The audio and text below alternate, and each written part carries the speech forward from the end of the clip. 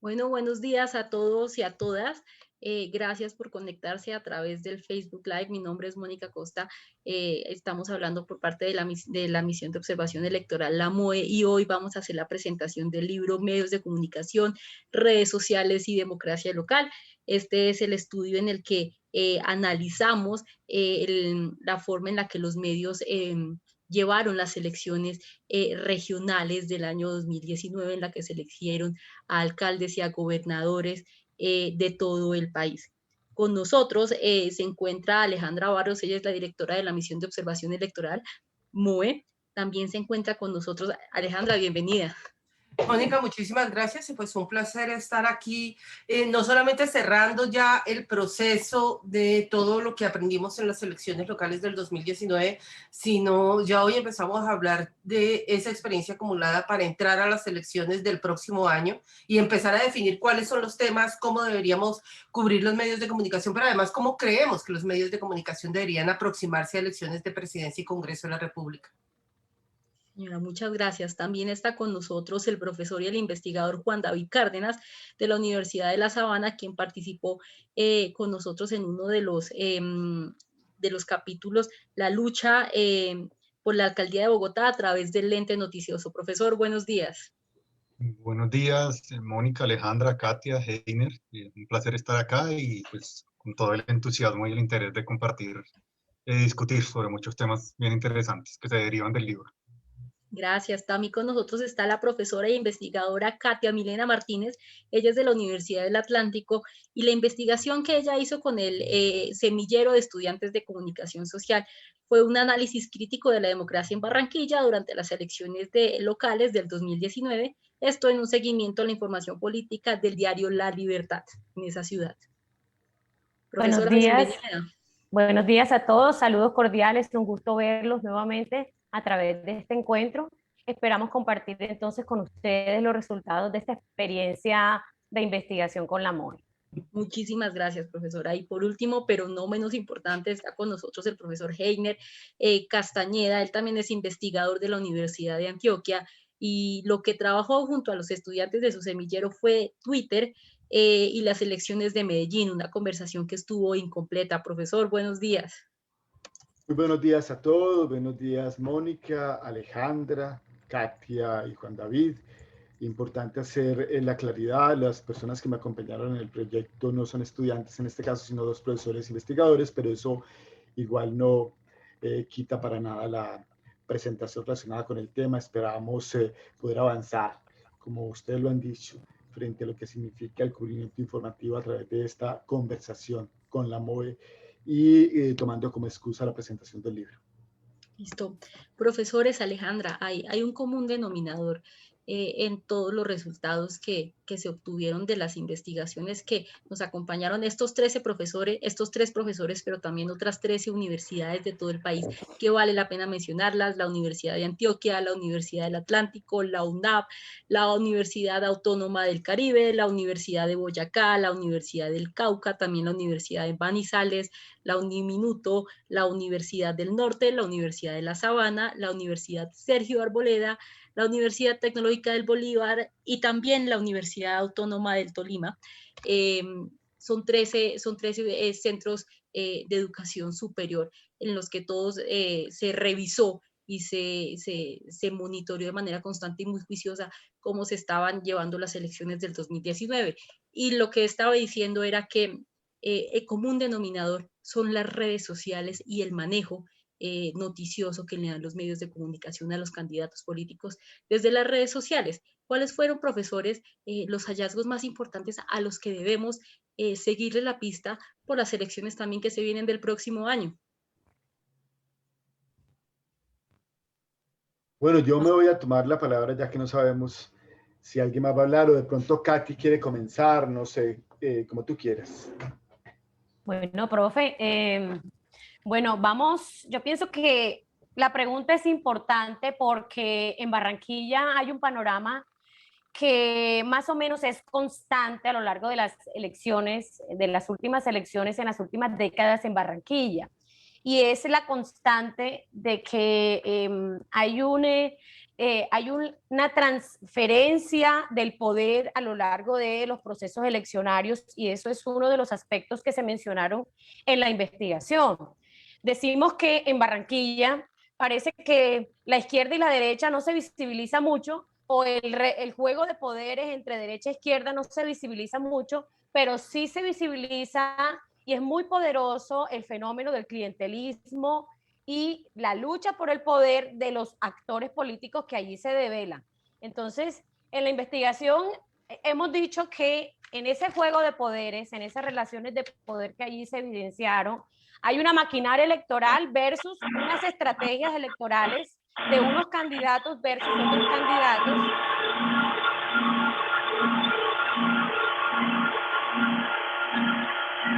Escuchamos interferencias, les pido por favor a todos quienes no estén hablando, silencien el micrófono con el fin de tener mejor conversación posible. Gracias y perdón, profe Katia. Sí, entonces, como venía diciendo, en ese juego de poderes y en esas relaciones de poder que allí se han venido evidenciando en Barranquilla, hay una maquinaria electoral versus un conjunto de estrategias electorales entre unos candidatos y otros candidatos, unos candidatos más fuertes y otros menos fuertes. De hecho, la investigación que realizó la Universidad Autónoma del Caribe, porque yo represento en esta ocasión a la región Caribe, con mis colegas en la Universidad Autónoma del Caribe, se habla de que de igual forma lo que se develó en las elecciones anteriores, como en las anteriores, es que hay una transferencia del poder a través de estos clanes políticos y los clanes políticos de la región tienen nombre y apellido propio. En estas últimas elecciones del año 2019, la familia Char o el clan Char heredó el poder, aun cuando esto se somete a un proceso eleccionario, se hereda el poder, se transfiere el poder a través de una maquinaria electoral que es muy poderosa en la región y unas dinámicas y unas lógicas electorales en donde lastimosamente el ciudadano pierde esa vocación como sujeto de derecho, como pierde esa vocación como un sujeto que puede elegir libremente y lastimosamente se ve permeado por factores clientelares.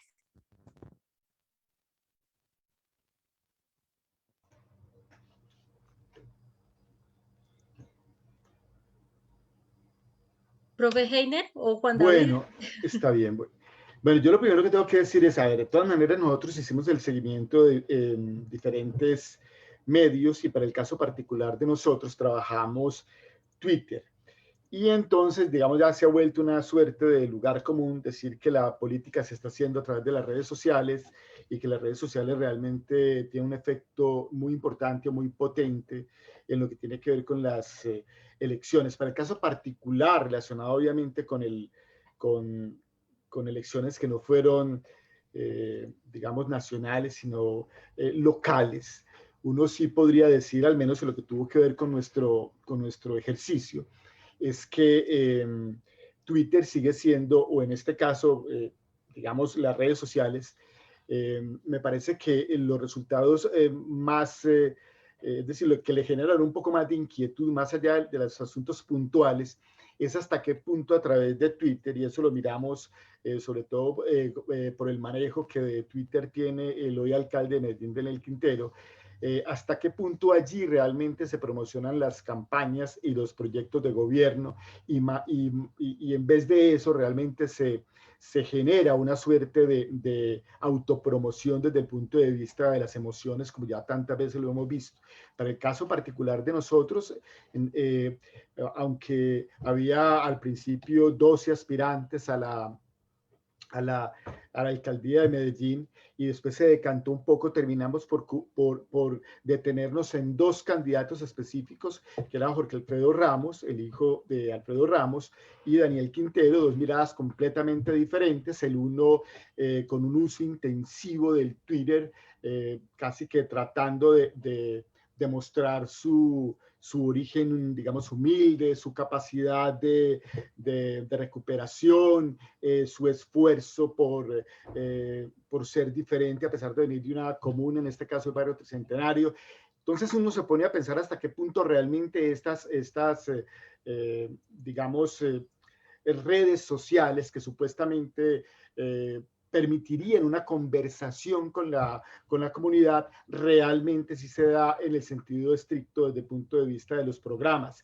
Obviamente desde lo político sí, porque al fin y al cabo toda acción es política y una de ellas puede incluso promocionarse. Entonces uno ve cómo el uso intensivo, y más adelante de pronto puedo dar algún dato específico, el uso intensivo que hizo Daniel Quintero de las redes sociales, específicamente Twitter, frente a lo que ocurrió, digamos, con lo mismo, pero desde el punto de vista, digamos, muy diferente, hecho por Jorge Alfredo Ramos, en donde la figura de Álvaro Uribe seguía estando detrás y donde de alguna manera la participación o las referencias continuas a Álvaro Uribe Vélez de alguna manera caracterizaron los dos escenarios, en el fondo terminan por no coincidir con lo que uno esperaría, que es la conversación. Por eso incluso nuestro artículo habla de una conversación inconclusa, hasta qué punto realmente pensamos que esa hegemonía que supuestamente tienen los medios de comunicación masivos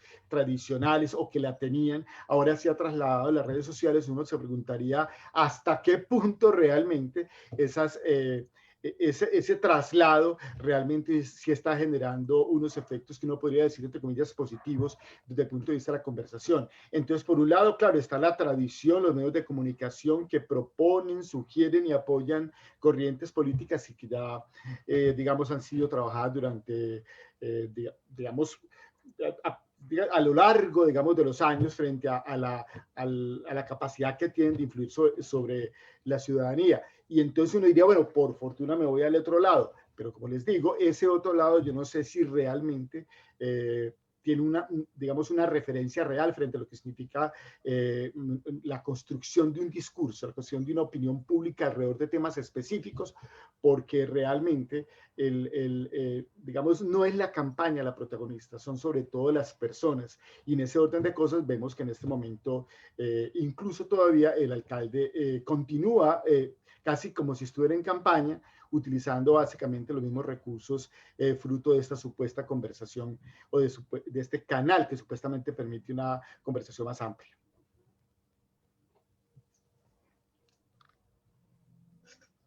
Entiendo, profe, gracias. Antes de darle el paso entonces al profesor Cárdenas, queremos darle gracias a las personas que están conectados con nosotros a través de Facebook Live. Estamos recibiendo también sus comentarios, cualquier inquietud. Este libro pueden consultarlo en la página de la MOE, en minutos ya va a estar subido. También tenemos unas copias físicas que ya están siendo distribuidas a las diferentes universidades. Muchas gracias a todas las personas que participaron de esto, a las 13 universidades, a ustedes, profesores, a los estudiantes, a los investigadores. Gracias por hacer parte de ello y profe Cárdenas tiene la palabra. Bueno, gracias, Mónica. En el caso de la Universidad de La Sabana, nosotros estudiamos las elecciones a la Alcaldía de Bogotá 2019, específicamente en los medios de alcance nacional, en este caso el noticiero de RCN, Noticias RCN y Caracol Noticias. Identificamos una serie de aspectos que voy a tratar de puntualizar, que me parecen importantes, porque yo considero que más allá de que de alguna manera son característicos de lo que pasó en Bogotá, creo yo que revelan unos aspectos un poco más generales y que son transversales a toda la cultura política colombiana. Por un lado, pues ya lo han mencionado un poco mis compañeros, este peso que tienen las cuestiones, no sé cómo llamarlas, desde las variables de la investigación lo marcábamos como la logística electoral, un poco como toda esta dimensión procedimental de las elecciones, lleva gran parte del cubrimiento electoral y que de alguna manera, si esto nos sumamos a la magnitud que tiene la cobertura sobre aspectos que desde la teoría podríamos llamar episódicos, es decir, cuestiones personales, familiares, individuales, hace que el cubrimiento electoral pues, sea tremendamente superficial y que la información sea muy distorsionada, porque en realidad, si lo ponemos en una balanza, es mucho más fuerte el componente episódico que el componente temático. Son muy pocas las noticias que nos refieren a discusiones relacionadas con políticas públicas, con programas de gobierno.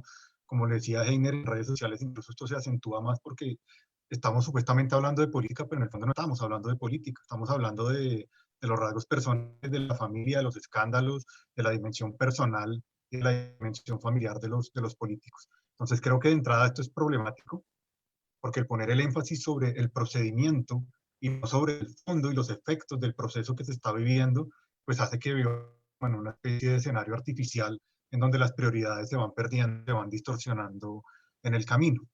Esto podríamos llamarlo también una especie de anecdotización. Las elecciones tristemente en Colombia son una anécdota de 4 años, y esa anécdota de cada 4 años es construida de anécdotas del día a día.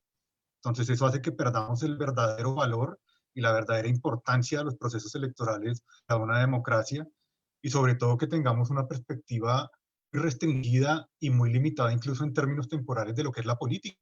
Para muchos ciudadanos la política viene cada 4 años cuando hay elecciones, y tras de eso pues los medios no la construyen desde esta dimensión tremendamente restringida.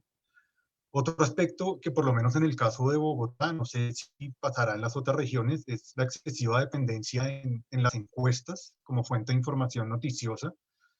Gran parte de las noticias que analizamos en algún lado o en algún momento se remitían a un dato de encuestas, y pues recordemos cómo en el caso de Bogotá hubo denuncias y de hecho se comprobó la existencia de encuestas falsas puestas a circular incluso de manera oficial por las campañas y por las candidaturas. Y esto hace que muchos ciudadanos estén basando sus decisiones en información que no tiene ningún tipo de rigor metodológico, cuando es real.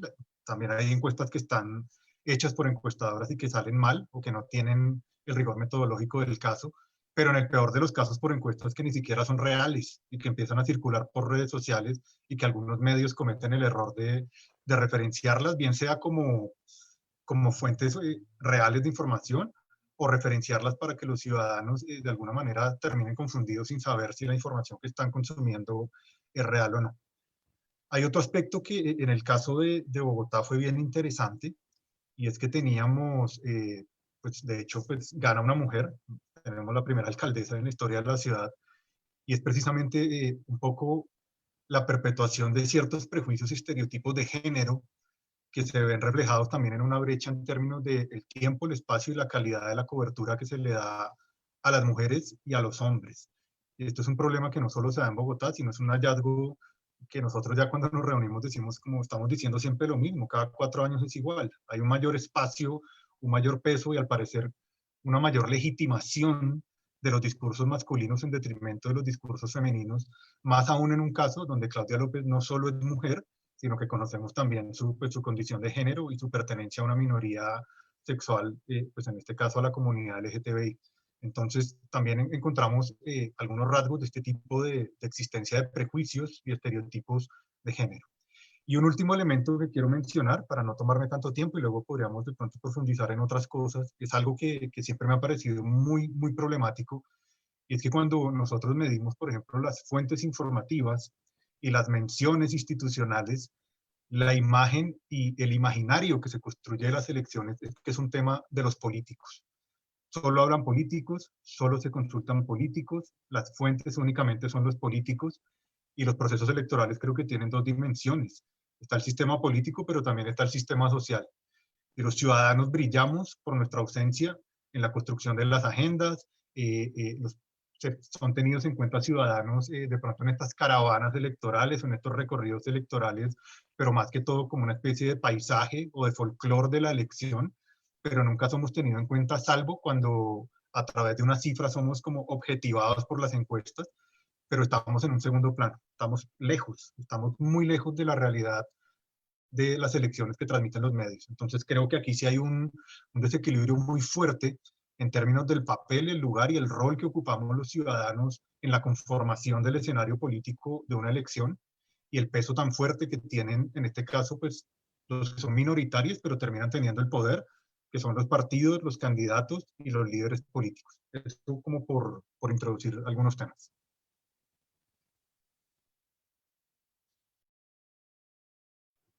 Alejandra.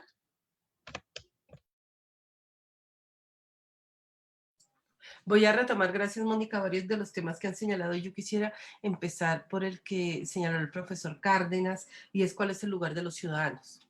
Y cuál es el lugar de los ciudadanos en los procesos políticos, electorales, a partir de la comunicación pública. Y creo que allí empezamos con un debate absolutamente interesante, porque creo que es precisamente donde se ha puesto la diferencia en cuando hacíamos monitoreo hace ya muchos años, donde monitoreábamos solamente los medios tradicionales, es decir, que aparecía en radio, en prensa y en televisión, y cuando irrumpe posteriormente las redes sociales. Entonces yo creo, Juan David, que cuando irrumpieron las redes sociales, un poco la lectura de todo mundo era: entraron los ciudadanos masivamente a la política, porque ya no está el filtro de los medios de comunicación señalando cuáles son las noticias, cómo debe hablarse a un candidato, cómo debe mirarse a un candidato, sino que los ciudadanos de manera libre terminan siendo, y parte, por ejemplo, las críticas que hace también el profesor Reyes de la Javeriana, es el famoso, ¿qué? Periodista ciudadano, el analista ciudadano, periodista ciudadano. Entonces decía, ahí se generó una ruptura frente a la forma de comunicación política. Parte de lo interesante en esta conversación es, si veníamos con unos medios tradicionales, donde yo me acuerdo que en esa época parte del análisis era, hay una matriz comunicacional que está completamente acaparada por los medios tradicionales, donde ellos son los que ponen la agenda y los que deciden cuáles son los temas que hay que, los temas sobre los que hay que hablar frente a los diferentes candidatos, y ponen la agenda además de los candidatos. Digamos, un medio muy importante tomaba la decisión que el tema fundamental en ese momento era el sistema de educación. Ese se tenía que volver el tema de agenda. La irrupción de las redes sociales se esperaba que modificara eso, pero creo que con lo que nos terminamos encontrando es que el ciudadano entró, pero el ciudadano entró de una manera muy confusa en la interlocución política y electoral. Entonces creo que hay varias preguntas que hay que hacernos frente a la ciudadanía. No le voy a preguntar ni a Twitter, ni a las redes, ni a los candidatos, si es, ¿qué nos está diciendo la interacción de los ciudadanos? Y creo que Heiner, que hizo sobre todo seguimiento a la conversación en Medellín, que habla de una conversación incompleta, de la formación política de los ciudadanos colombianos. ¿Qué nos está diciendo esta forma en que nos comunicamos a través de las redes sociales sobre la calidad de nuestra formación, sobre nuestro conocimiento frente al ejercicio de la política, de la toma de decisiones y del impacto que tienen los candidatos realmente en nuestra vida cotidiana? Entonces, Juan David nos señala,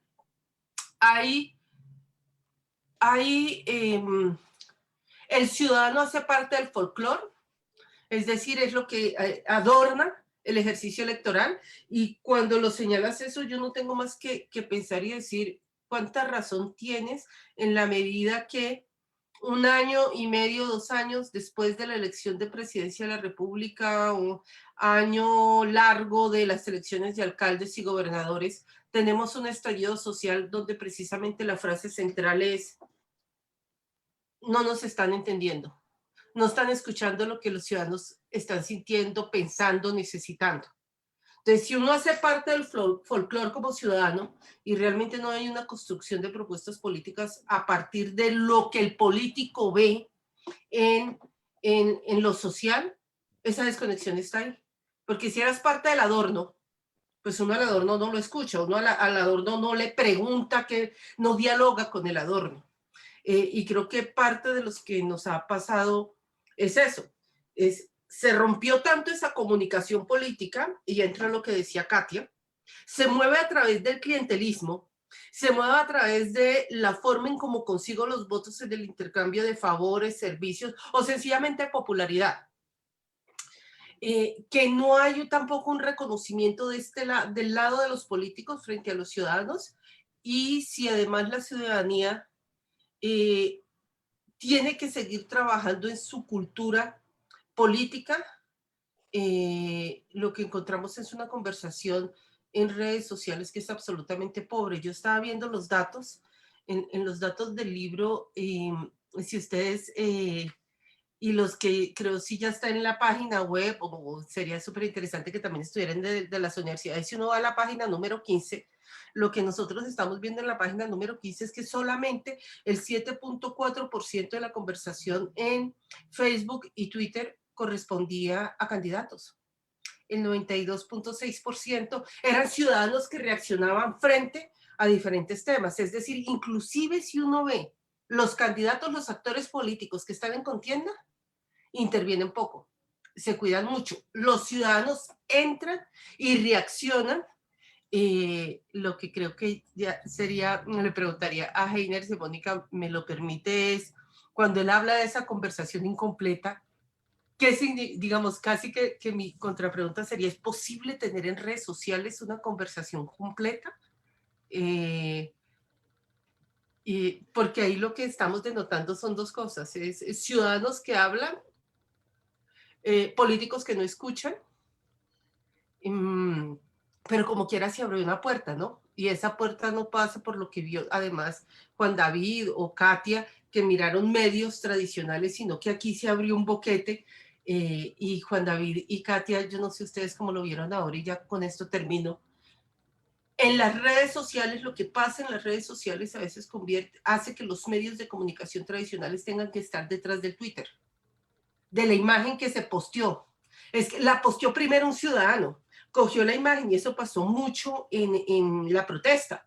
Tienen la imagen, tienen el video, tienen la voz, el medio de comunicación no lo tiene, casi que ni tiene tiempo de verificar, no conoce el contexto, pero la imagen está ahí y algo tiene que decir sobre eso, así se ha sacado de la manga, porque es rápido, y no tienen la capacidad los medios tampoco de lograr entender muy bien en qué contexto pasó eso. Lo mismo lo traslado a la política, pero no sé, la pregunta a Heiner que le estaba haciendo. Bueno, Alejandra, creo que ustedes han tocado un tema muy importante, y es el asunto es que nosotros tradicionalmente, como lo decía usted, trabajábamos los medios de comunicación, los que llamábamos pues medios tradicionales, convencionales, bueno, y eso supuestamente nos estaba mostrando un poco el termómetro de lo que pasaba en este caso en un proceso electoral.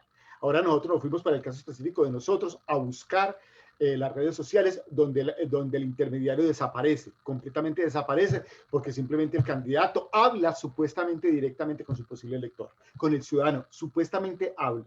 El asunto es preguntarnos qué es hablar, qué es la conversación. Es más, puede incluso que tal vez tendría que hacer una pregunta de segundo orden frente incluso a ese título que le pusimos al artículo, en donde una conversación inconclusa. Si uno habla de conversación inconclusa, uno tendría que decir que mínimamente hubo una conversación.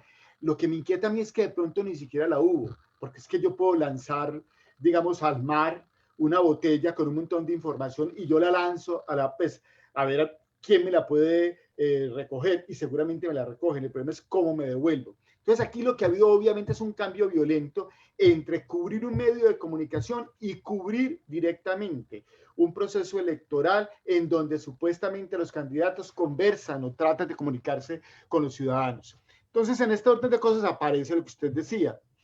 Aquí hay una suerte de falacias que hay que comenzar primero como admitirlas. Lo primero es, ¿realmente estamos haciendo un mejor proceso, una mejor conversación a través de las redes sociales que la que hacíamos, entre comillas, esa sí todavía más inconclusa desde los medios de comunicación? ¿Hasta qué punto el hecho de que mínimamente, cuando yo tenía la posibilidad de contrapreguntar, de generar, digamos, un debate con el candidato, de cuestionarlo eventualmente en los medios tradicionales, más allá de los errores y vacíos que podría tener, ahora no lo puedo hacer porque el candidato simplemente expresa lo que quiere expresar? En ese orden de cosas uno diría, no, pero es que eso no me parece, eso no es extraño, porque eso también ocurre, digamos, en otros escenarios. Sí, en otros escenarios puede ocurrir, pero aquí estamos hablando de la democracia, de la participación, de la representación, del futuro de un país, en donde obviamente la emotividad adquiere, digamos, una importancia tan grande como la que ya hemos mencionado en esta reunión. Y además hay una cosa muy curiosa, y usted lo tocaba y nosotros también lo insinuamos en el artículo y lo hemos discutido en las reuniones que hemos tenido, digamos, con las diferentes universidades, y es hasta qué punto los medios de comunicación construían la agenda, ¿cierto? La agenda a partir de unos hechos. Esos hechos se convierten en noticia, y esas noticias en realidad, y esa realidad en agenda. Perdón, ocurrían unos hechos. Esos hechos fruto de la selección de los temas, se convertían en noticias en los medios. Esos, al convertirse en noticias, entonces lo pongo en la agenda y al llevarlo a la agenda genera una discusión y construye una realidad. Ahora lo que está ocurriendo es al contrario. Los medios de comunicación están de alguna manera haciéndole zapping, y discúlpenme el término un poco acomodado y forzado, a la participación de los ciudadanos, y entonces a la inversa, ¿qué están diciendo los ciudadanos? Convocan incluso a los blogueros, a los tuiteros de mayor reconocimiento y los convierten en protagonistas en sus medios.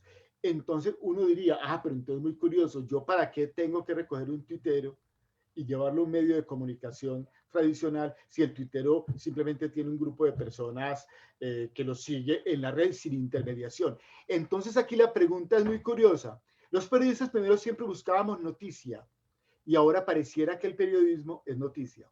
Es decir, es una cosa como a la inversa, es decir, ahora lo que nos estamos preguntando es qué estamos haciendo los periodistas. ¿Será que definitivamente cuando hablamos de las fake news, cuando hablamos de la irresponsabilidad, de que estamos perdiendo público, de que únicamente las personas mayores de 40 años consumen medios de comunicación tradicionales, porque además eso es, digamos, eso es una percepción general. Los estudiantes, mis hijos, por ejemplo, y me imagino que los de ustedes tampoco consumen y saben quién es, qué es Caracol, RCN, pero entonces, si eso es así, y nuestro futuro va a depender de eso que pasa en las redes, habría que pensar hasta qué punto esa proliferación de información realmente se está generando lo que uno esperaría es la solución a lo que pasaba con los grandes medios de comunicación. Esa pregunta es una pregunta muy complicada, es una pregunta, es decir, nosotros estamos en un momento muy complicado porque hay un mundo que se está hundiendo y otro que no está completamente sólido. Es un poco lo que se llama la liminalidad, en donde los dos pies están puestos en una situación tan complicada que estamos apenas como vadeando un camino, y en ese orden de cosas lo que quedan es, por ahora, un montón de preguntas en procura de encontrar, digamos, como nuevos puertos, pero aseverar abiertamente que es mejor un espacio que el otro, me parece que es arriesgado. Ahora, si hay una cosa en la que estamos de acuerdo, bienvenidas todas las voces, bienvenidas, y que haya más y más y más voces. El problema es que muchas voces no significa una cualificación de voces. Uno cuestionaba los medios porque tenía un jefe de redacción que al menos uno podía ir a reclamarle, hey, jefe de redacción, ¿usted lo que hizo? ¿Usted por qué le dio 20 minutos más a este candidato? O menos. Alguien tenía la responsabilidad de, en las redes sociales, eso no ocurre. Entonces hay un asunto interesante pero complicado. Heiner, paso a Katia y a Juan David porque ellos dos miraron medios tradicionales. Entonces, a mí me encanta cuando tú coges y dices los medios construían la noticia, ¿no? Después la noticia se convertía en agenda y con la agenda hacemos una construcción de la realidad. Ustedes dos miraron medios tradicionales. ¿Es en pasado lo que dice Heiner? ¿Construían o siguieron viendo que los Caracol, RCN, que el diario La Libertad tienen unas agendas? Y no estoy diciendo que por tener agendas, y eso también hay que ser absolutamente claro, tener agenda no es malo. Es decir, un medio de comunicación, y voy a poner un ejemplo, La República tiene una agenda y es absolutamente claro que tiene que cubrir medios, o es de su preferencia cubrir temas económicos. Y tiene una postura frente a esos temas y con esa postura puede hacer preguntas y con esa postura analiza además la información que reciben los candidatos. Pero no sé si de pronto, Katia, primero ¿se ve esa agenda todavía o se modificó la forma en que se cubre la política? Alejandra, yo quiero decir antes algo que va a resultar siendo relevante. Mis estudiantes de la Universidad del Atlántico, quienes participaron en este ejercicio de investigación, no son comunicadores sociales, son licenciados en ciencias sociales e historia. No tienen un bagaje ni estudios en comunicación, lo que significa que tomaron distancia de la investigación en cuanto a que en teoría y en la vida práctica no habían hecho un análisis anterior al ejercicio que hicieron en ese momento sobre los medios de comunicación. Entonces, su experiencia nos llevó a una pregunta, y era la pregunta de una de las semilleristas investigadoras. Profesora, el diario La Libertad es un diario, es un medio de comunicación tradicional o tradicionalista. ¿Será neutral en este ejercicio y en este proceso eleccionario? ¿Será neutral? Esa fue la pregunta que le hicieron en la reunión en Barranquilla a Fabián, y Fabián decía, bueno, toca esperar la investigación. Entonces, nosotros en los resultados de la investigación, pues nos dimos cuenta de que el diario La Libertad, como un medio de comunicación tradicional de muchísimos años en la región, no resulta o no termina siendo neutral en el manejo de la información política, debido a que la mayoría de la información política es sobre y alrededor de los candidatos. De pronto los candidatos no hablan directamente, como sí lo han dicho muchos aquí, pero sí se habla de ellos, sobre lo que hacen ellos, sobre la vida de ellos y todo lo que gira en torno alrededor de ellos durante toda esta etapa del proceso de eleccionario, bien sea para la alcaldía o para la gobernación. Dejando a un lado, como ya se ha dicho, dejando a un lado, y esa es la recomendación de siempre al diario La Libertad, las voces de los ciudadanos o las voces de la ciudadanía activa, o de los que quizás normalmente sí salen a votar, ¿sí? De esa población, no es la mayoría, es la minoría del censo electoral quien sale a votar, y sin embargo no se tiene en cuenta esa voz de esa ciudadanía activa que se despierta ese día y sale de su casa y vota por X o Y candidato, teniendo en cuenta el contexto en el que nos encontremos. Entonces, hoy, ¿qué estamos viendo? Según todo este análisis, que ese ciudadano al que no se le pregunta en los medios masivos de comunicación son los que están hablando, se están expresando, bien sea a través de conversaciones completas o incompletas, pero se están expresando, se están manifestando y visibilizando en redes. Pero yo hoy, teniendo en cuenta el contexto que está viviendo el país, se están visibilizando en las calles. Alguien me preguntaba un día, profesora, usted que, digamos, ha venido investigando los movimientos sociales en América Latina desde hace rato, ¿será que en medio de la pandemia los movimientos sociales se van a expresar, los ciudadanos se van a expresar, aún cuando tenemos esta crisis de salud a nivel mundial? Bajo ese temor, ¿no van a salir? Sí, van a salir, porque esto como ya lo dijimos, esto ha develado una realidad histórica, que es la realidad de desigualdad, de inequidad, de pobreza, de desempleo y muchas otras problemáticas que se develan en los procesos eleccionarios. Claro que sí, que construyen esas agendas, pero son agendas teóricas, no son agendas co-construidas, o no son agendas prácticas con la ciudadanía o con las comunidades o con los barrios más vulnerables de cada una de las ciudades o de los departamentos. Entonces, en medio de la pandemia y en este contexto nacional, quienes están hablando ya no son los candidatos en primer lugar o en primer plano, están hablando esos ciudadanos, y esos ciudadanos tienen nombre, son los jóvenes y son los campesinos y son los indígenas y son una cantidad de grupos minoritarios, son esas grandes minorías que antes estuvieron, que siempre, esa es la historia de Colombia, esa es la historia del país, que han estado invisibilizados y que en los periódicos pues normalmente no salen, y en los noticieros salen, pero de vez en cuando y de cuando en vez, cuando cierran una carretera, cuando cierran una vía, cuando hay unas vías de hecho que son contundentes y cuando estas vías de hecho están radicalizadas. Aquí, y presentando ese panorama general y global, teniendo en cuenta la investigación y también teniendo en cuenta el panorama del estallido social que estamos viviendo, por supuesto, tendríamos que tener en consideración que hoy los medios se están viendo, los tradicionales y los no tradicionales, se están viendo obligados a incorporar la agenda de ese ciudadano que había sido acallado durante décadas. No hablemos de siglos, porque bueno, siglos ya habría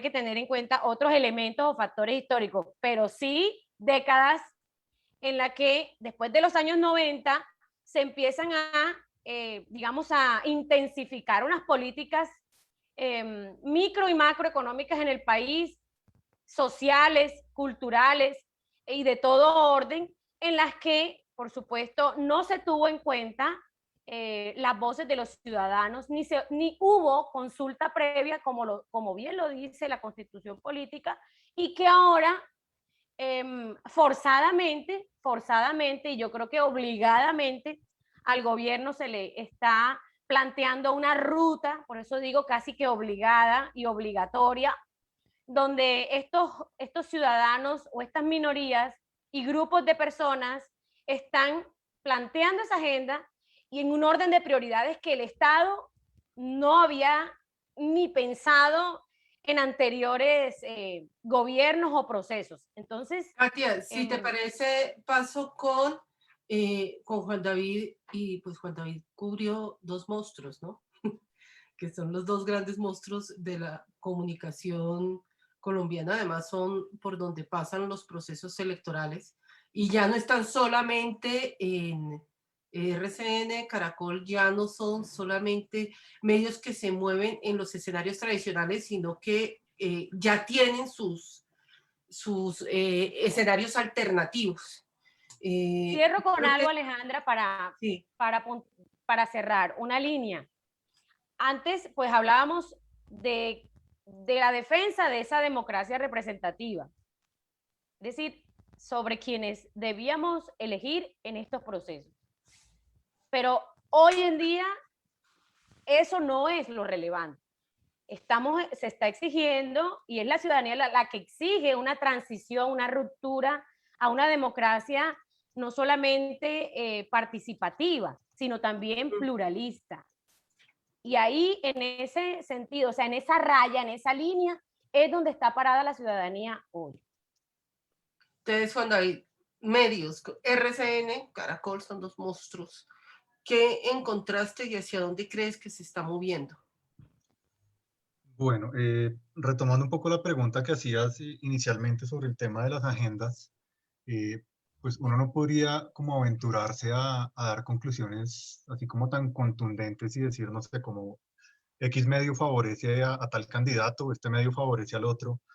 Lo que sí nosotros pudimos encontrar es una especie de tendencia o de patrón, por lo menos en el caso de la alcaldía de Bogotá, supongo que magnificado por los candidatos, por el contexto y por, digamos, por el alcance que tiene cada elección a la alcaldía de Bogotá, que es vista casi como una previa a las elecciones presidenciales y donde de alguna manera se reflejan esas polarizaciones y esos conflictos que en el ámbito nacional también terminan de alguna manera pues teniendo un efecto, un reflejo en el caso bogotano.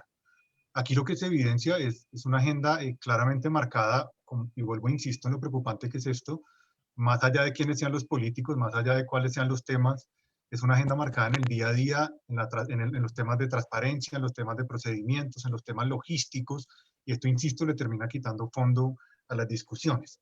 Sin embargo, cuando ya pasamos a mirar, por ejemplo, de qué hablan las noticias o cuál es un poco el énfasis o el marco de interpretación, pues siempre nos encontramos con una intención del medio de construir un escenario de conflicto, o un escenario de polarización. Entonces, si en Colombia a nivel general hablábamos o seguimos hablando de uribismo, antiuribismo, pues la última campaña en Bogotá fue una especie de polarización entre peñalosismo y antipeñalosismo, donde por un lado había unos candidatos directamente opuestos a Peñalosa, uno, Holman Morris, otros candidatos abiertamente como con el discurso de la continuidad, en el caso de Miguel Uribe, y otros candidatos que trataron de evitar esta polarización, pero que su pasado y su trayectoria siempre los terminaban relacionando de alguna manera con Enrique Peñalosa. Entonces los medios siempre de entrada intentaron construir este escenario de conflicto entre polos, entre proyectos opuestos, pero el problema es que ni siquiera esta polarización se daba en términos ideológicos y temáticos, sino que volvía nuevamente a una especie de banalización, de una política superficial, de una personalización de la política, nuevamente por los rasgos y por el perfil y por las características que tenían en este caso los candidatos y sus trayectorias personales, académicas, familiares, su pertenencia a ciertos colectivos, a ciertas minorías, la cercanía de unos con Gustavo Petro, como en el caso de Holman Morris, la cercanía de Claudia con Fajardo, había sido su candidata a la vicepresidencia, y la cercanía de los otros dos candidatos con Enrique Peñalosa como parte de esta coalición que en algún momento pues fue esta Bogotá mejor para todos y un poco esta cercanía ideológica. Otro tema que me parece importante, un poco retomando lo que decía Heiner y lo que mencionaba Katia, y que tú también lo planteabas, y que es lo que a mí me parece que lo que está ocurriendo en este momento, es que estamos como en una especie de lugar en donde empiezan a aparecer unas agendas, yo las llamaría agendas emergentes, que no son agendas que ponen los medios ni agendas que ponen los políticos, son agendas que están surgiendo y que están emergiendo desde la misma ciudadanía. Y que tú preguntabas, bueno, ¿y esto qué lugar está teniendo en los medios? Los medios tienen que hablar de estos temas. El problema es que los medios hablan de estos temas, pero los siguen interpretando desde sus marcos y sus discursos tradicionales. Entonces, no es que los medios no hablen, de, por ejemplo, de los abusos de la fuerza pública, pero tratan de justificarlos o de marcarlos desde una perspectiva en donde la culpa es del vándalo o la culpa es del ciudadano. No es que los medios... Uy, hay un micrófono por aquí. Jairo, te agradecería poner en silencio... Jairo, disculpe, te agradecería poner en silencio. Gracias. Ya, creo que ya lo silencio. Entonces, lo interesante de estas agendas emergentes es que pareciera que estamos frente a una realidad que es la que vivimos los ciudadanos y comunicamos los ciudadanos, y como tú lo decías, lo hacemos ya en tiempo real. Y esta figura ya ni siquiera es el periodista ciudadano, sino que es el ciudadano testigo de lo que está viendo. O sea, ya ni siquiera hay una intención periodística, sino que nos vemos tan forzados por la realidad, y es que muchos ciudadanos se asoman a la ventana y ven un policía pegándole a un ciudadano, o están esperando el bus y ven unos ciudadanos arremetiendo contra un paradero y lo están transmitiendo en tiempo real. Y son unas agendas que emergen y que los medios no pueden ocultar y no pueden evitar. Pero sí están teniendo o siguiendo con su práctica de darle una interpretación y un marco de entendimiento que se sigue alineando con sus valores tradicionales, con el mantenimiento del orden público, con un discurso de defensa del statu quo, con el discurso, creo yo que es el núcleo y la esencia de todo el régimen político colombiano, que es la defensa de la institucionalidad. Entonces, cualquier cosa que huela a amenaza o al menos a cuestionamiento de la institucionalidad, pues ya se enmarca desde una perspectiva negativa. Y esto lo vemos en el caso de la protesta social, y seguramente lo vamos a ver en las elecciones que se vienen, donde muchos de estos sectores claramente lo que nos están mostrando es que hemos llegado casi que a un abismo en esa crisis de la representatividad, porque ya no, hace rato que no creemos en los políticos, pero las encuestas decían que todavía creíamos un poquito en los medios. Pues resulta que ahora ya no creemos tampoco en los medios. Entonces, el escenario que se nos viene es muy complicado, porque casi que estamos frente a una sociedad que, como yo lo decía, es folclore, es paisaje para los medios, pero es una sociedad que ya no está acudiendo a los políticos para la intermediación. Entonces casi que vamos a tener como una realidad que nos construyen los medios y otra realidad que estamos viviendo los ciudadanos. Pero resulta que muchos de estos sectores políticos que se están movilizando, y como tú lo decías, Alejandra, pues es que todo es político. O sea, que es que el paro es político. Pues obvio que es político. Que es que del paro van a salir candidaturas y partidos. Seguramente pues van a salir candidaturas y movimientos sociales que quieran aspirar al poder. El problema es hasta qué punto, con la interpretación y con el discurso que manejan los medios tradicionales, un muchacho de primera línea que vaya a aspirar a un consejo, o que vaya a aspirar a una asamblea, o que quiera aspirar a algún cargo público, va a tener un espacio en los medios cuando ya se le construyó y se le mostró a la sociedad como alguien que estaba en contra de la institucionalidad. Entonces yo creo que el problema de fondo es un problema de pérdida absoluta de representatividad, tanto de los medios como de los políticos, y en el caso de los medios, no solo de representatividad, sino de credibilidad. Y es por eso que hemos visto, y yo lo valoro y lo sigo y los promociono por donde sea que vaya, la labor tan importante que están haciendo los medios independientes en este campo. Porque no son medios que únicamente estén reproduciendo, sino que están haciendo seguimiento, verificación, curación de contenidos, cubrimiento en vivo, como lo decía Heiner, pluralidad de fuentes, están hablando con la gente, con las instituciones, están valiéndose de la información que el Estado pone también a disposición para hacer un acercamiento crítico a la información. Y creo que ellos están llenando el vacío de representatividad y de credibilidad que los medios tradicionales ya no están cumpliendo o que la gente no está percibiendo de esa manera. Pues, Juan David, yo creo que tú das entrada perfectamente con tu intervención, con la finalización, con la parte final de tu intervención, como a la segunda parte de esta conversación, y es, pues estamos a un año de elecciones, un poquito menos de un año de elecciones a Congreso, y estaríamos sobre estas fechas en elecciones presidenciales. En el mes de junio estaríamos sobre la segunda vuelta presidencial. y pues ya es parte como de la tarea de empezar a mirar exactamente qué es lo que nos parece interesante y cómo deberíamos abordar. Un monitoreo a los medios de comunicación, a las redes sociales, a la conversación que se va a dar frente a unas elecciones presidenciales y unas elecciones a Congreso de la República que por lo menos en contexto de estallido social se ven absolutamente interesantes. Igual 6 meses o 8 meses antes de un proceso electoral en política, eso es una eternidad, todo cambia, las agendas no se mantienen, pero si pudiéramos recoger los tiempos y decir muy bien, vamos teniendo en cuenta este contexto en el que estamos a unas próximas elecciones y quisiera empezar por Heiner. ¿Cómo crees que deberíamos abordar?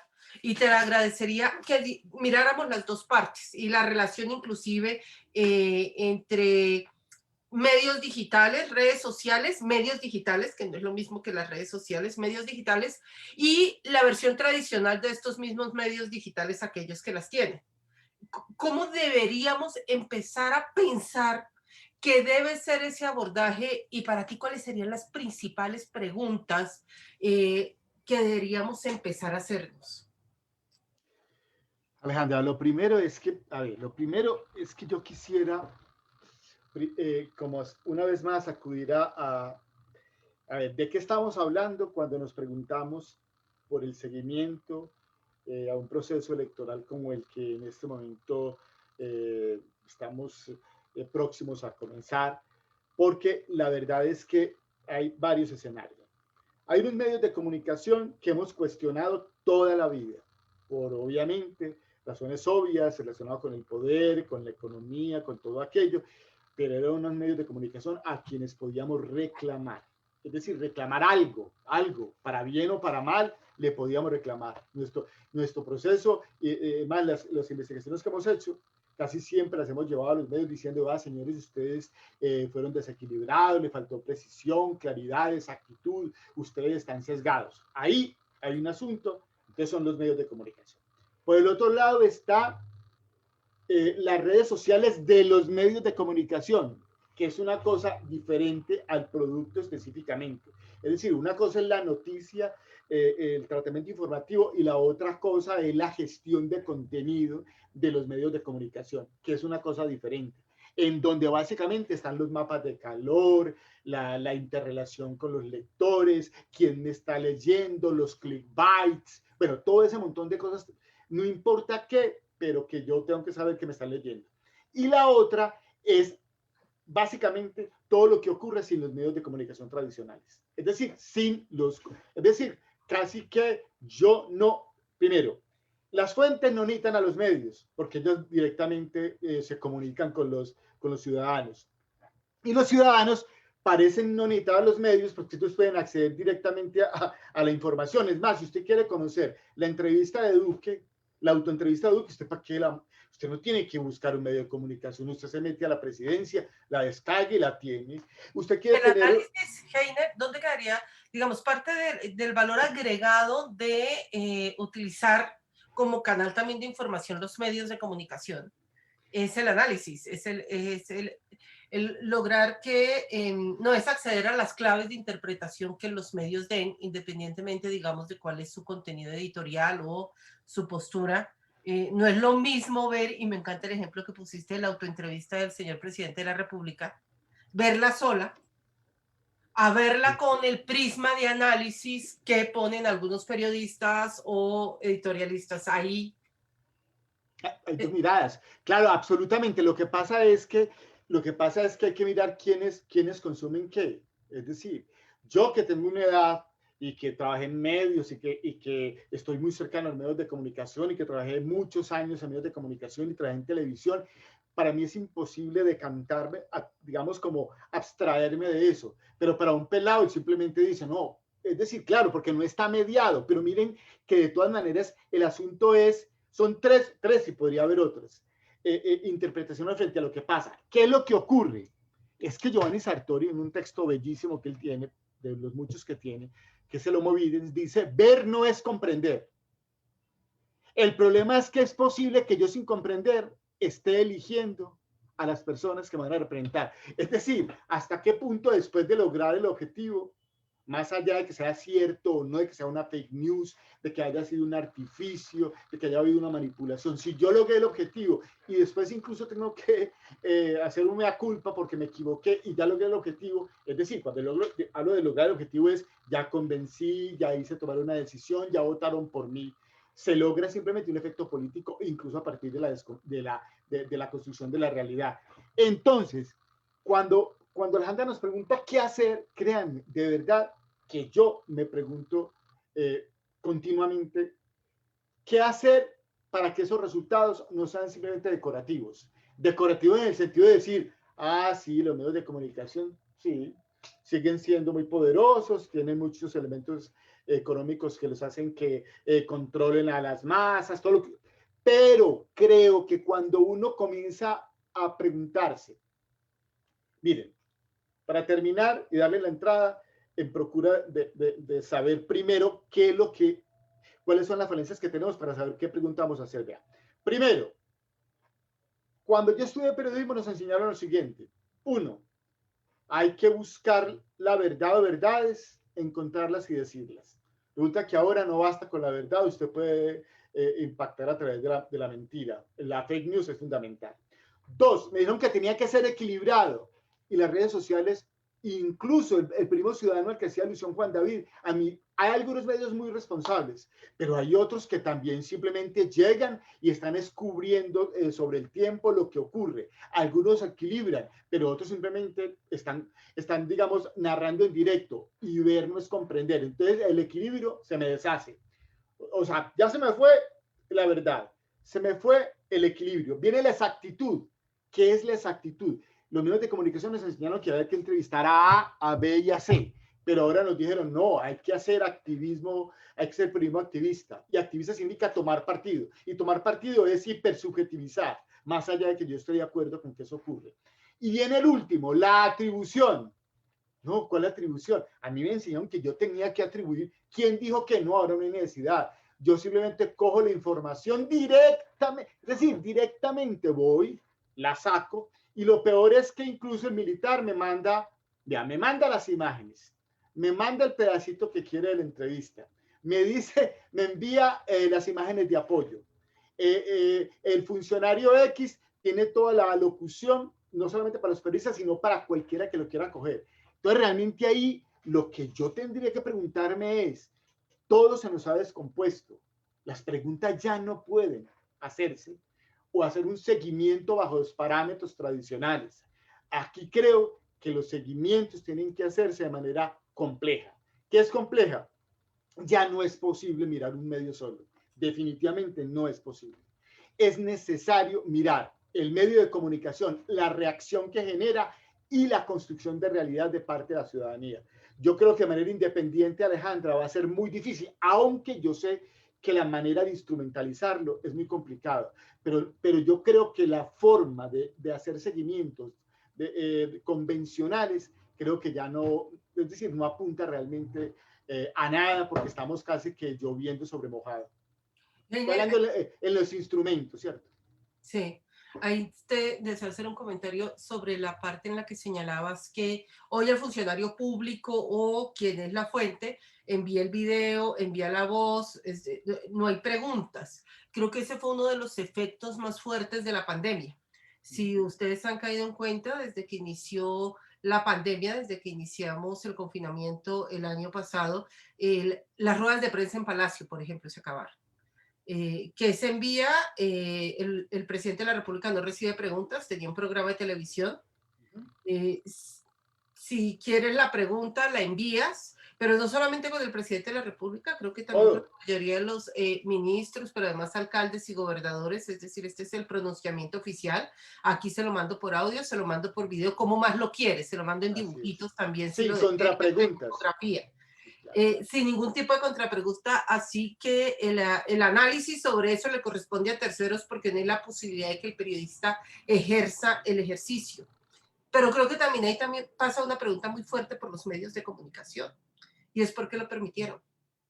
Entiendo que al principio de la pandemia, sin saber esto qué significaba, porque yo sí creo que todos estábamos absolutamente perdidos, no teníamos claro si el impacto real que tenía, es decir, tapabocas, no tapabocas, manos, no manos, que era a lavar todo, pero ahora no lave nada. Pero creo que ahí también hay un lugar de comodidad que se encontró, ¿no? Es mándeme su voz, mándeme la imagen, mándeme un video, póngalo en horizontal, que no dure más de 1 minuto y sale sin contrapreguntas, sin cuestionar lo que se está diciendo. ¿Crees que eso es posible, Heiner, que impacte la calidad de la información en el proceso electoral del próximo año? Pero absolutamente, estoy absolutamente claro frente a eso. Porque es que, por ejemplo, en el proceso, yo no creo que Petro necesite a Caracol y RCN para hacer su campaña. No lo necesita para nada, ¿cierto? Entonces, primero, no necesita el medio. Segundo, envía a través de sus redes sociales lo que cree y responde también lo que cree. Obviamente aquí hay un asunto que va más allá de la polarización, y es que básicamente son las falacias, digamos, por ejemplo, la del hombre de paja, la de la autoridad, la de la exclusión del otro. Es decir, yo creo únicamente en quien quiero creer y excluyo al otro. Los prejuicios son las etiquetas que le ponemos a los seres humanos para evitar conocerlos. Entonces el discurso ya no importa. Es decir, no importa lo que yo diga. Entonces yo sé que Petro no va a intentar convencer a través, digamos, de su discurso a los que definitivamente no van a votar por él. Y la gente, Uribe, no creo que alguien se mueva por el argumento de Petro, que a veces incluso desconocemos los argumentos del opositor, porque simplemente esa persona, que son falacias. Es decir, es que esa persona, cuando está diciendo lo que está diciendo, me está llevando por el precipicio. Entonces yo no creo en vos, aunque incluso diga algunas cosas con las que yo pueda estar de acuerdo. Entonces hay dos cosas. Una es, no necesito los medios. Yo sinceramente creo que los medios de comunicación sí pueden ser impactantes, pero realmente no los creo tanto. Pueden complementar algún tipo de escenario, personas como nosotros, pero la juventud no está ahí. Además, porque también hay una falacia. De uno dice, es que los medios de comunicación manipulan, mienten, crean mentiras falsas, y yo tengo que decir que eso habría que preguntar. Si las mentiras falsas están más por fuera de los medios convencionales, ¿cierto? A pesar del cuestionamiento que tenemos con ellos. Entonces, como la gente no quiere creer, y cuando yo no quiero creer, yo simplemente excluyo, entonces yo siento que eso se va a construir es a través de todas estas discusiones que hay en las redes sociales. El problema es que en las redes sociales hay una cosa muy complicada. ¿Quiénes son las redes sociales? Pero entonces te propongo lo siguiente, entremos después sobre todo el impacto de las redes sociales en la siguiente ronda, para poder escuchar a Katia. Katia, ¿por dónde crees que deberíamos abordar las preguntas para las próximas elecciones frente al monitoreo de los medios de comunicación, a las redes sociales y ya este sistema híbrido donde tienes en paralelo información que sale a medios tradicionales pero que también está en plataformas virtuales? Yo de esta reunión me voy a matricular con un comparativo, porque normalmente he hecho la investigación con medios tradicionales, el Diario La Libertad y el Heraldo, pero me voy a matricular, a pesar de que no tenga, digamos, la infraestructura en la universidad, con un comparativo con medios tradicionales y medios alternativos, porque ahí creo que podemos encontrar, bueno, interesantes resultados. Ya hemos dicho aquí que hay agendas emergentes, y le tomo esa noción o ese concepto al compañero Juan David, y de esas agendas emergentes que brotan de esta ciudadanía emergente, yo pienso que del mismo modo van a surgir candidatos emergentes, y se van a generar unas dinámicas y unas nuevas relaciones. Yo siempre hablo del poder, porque cuando se habla de política hay que hablar del poder. Y allí van a emerger nuevas relaciones de poder entre esos nuevos candidatos que seguramente van a surgir, se van a visibilizar, aun cuando no tengan esa maquinaria política de la que ya he mencionado, sobre todo en la ciudad de Barranquilla, donde se trabaja con esa maquinaria política. Pienso que sí va a emerger van a emerger candidaturas y van a emerger nuevos votantes.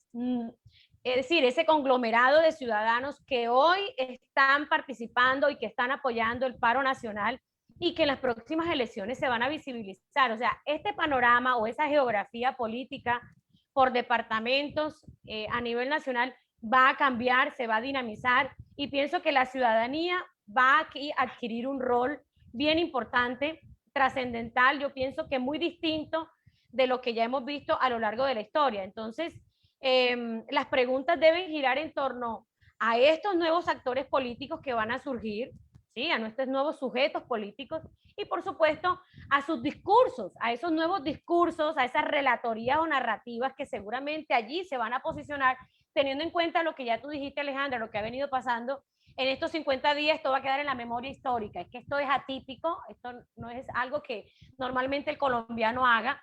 De hecho, dentro de la historia de los movimientos sociales en Latinoamérica o en el mundo, Colombia no aparecía, ¿sí? No aparecía dentro de esos hallazgos con unos movimientos sociales activos, permanentes, sino más bien que son coyunturales, pero este es estructural y es claro que tiene toda esa, digamos, connotación debido a que son estructurales todas las problemáticas, ¿sí? Y las necesidades de los colombianos. Y Juan David, la misma pregunta. ¿Cómo crees que deberíamos abordar? Y después de tu comentario, le voy a pedir a Camila que nos lea una pregunta de verdad que está de ICFES, que nos pusieron por Facebook. Entonces, Juan David, y ya después Camila nos haces la pregunta si deseas. Dale. Bueno, yo me subiría como al bus de la complejidad que plantea Heiner. Yo creo que aquí tenemos que hacernos preguntas mucho más complejas. Yo incluso pensaría más que hablar de hacer un seguimiento a la cobertura informativa. Yo creo que lo que tenemos que empezar es a pensar en analizar los procesos de comunicación. Porque es que la cobertura informativa era un concepto excluyente que nos decía el medio genera la realidad, la gente la compra o no la compra. Pero yo creo que aquí estamos frente a un escenario y a un ecosistema digital en donde, como tú bien lo decías, Alejandra, los medios están tanto en sus formatos tradicionales como en sus formatos digitales, pero la gente también está en la calle y está en las redes. Entonces, yo partiría de este concepto del proceso de comunicación, porque precisamente creo y entiendo, y así lo veo, así lo percibo, es que los medios sí siguen teniendo un papel importante en la definición de las conversaciones que se dan a través de las redes.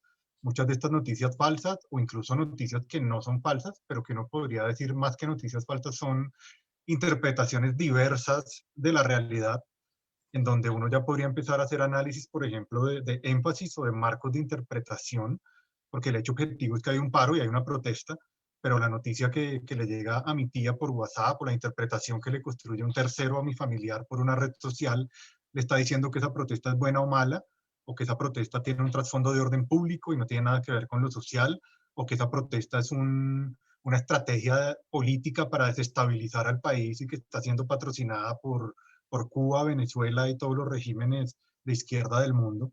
Entonces yo creo que centrarnos únicamente en los medios es tener una visión limitada, sesgada y poco cercana a la realidad de cómo se construye la opinión pública hoy en día en Colombia.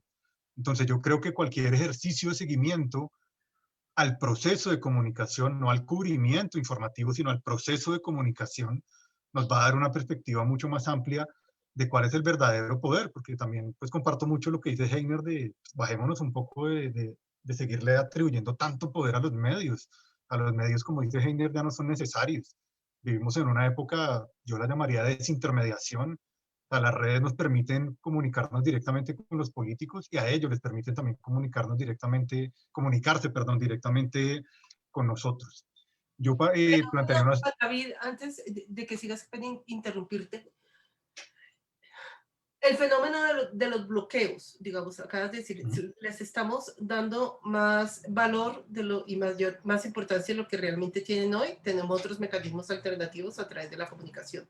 Si nosotros vemos lo del paro, claramente en la primera parte del paro, la comunicación se manejó a través de, no hubo un manejo de la comunicación, se expresó y se movió a través de las redes sociales de forma anárquica, es decir, como lo decía Heiner, testigos, creo que fue Heiner, no me acuerdo si tú mismo Juan David lo dijiste o Heiner que dijo, son testigos, más que, por aquí lo tenía apuntado, digamos, son testigos, no son periodistas, sino son testigos de lo que está pasando, lo filmas, lo coges y lo montas.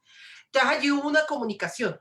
Pero cuando empieza la segunda parte del paro, ahí claramente ya hay una línea editorial frente a lo del paro que lo facilitan los bloqueos.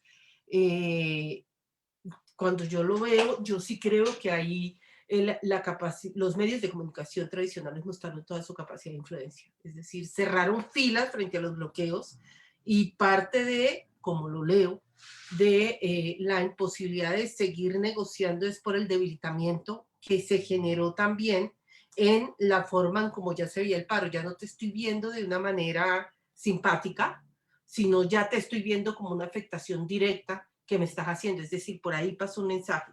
No sé, te lo quería poner como reflexión frente al punto que Sí, sí, y es precisamente a donde yo apunto y es, listo, hay unos hechos objetivos, hay unos bloqueos, hay unos actos violentos, hay unas protestas, hay otras manifestaciones pacíficas, pero creo que por lo menos desde el seguimiento de la investigación hay que poner mucho énfasis en los marcos de interpretación, porque es que bloqueos hubo desde el primer día, pero eran bloqueos que eran vistos con otros ojos y eran interpretados de otra manera.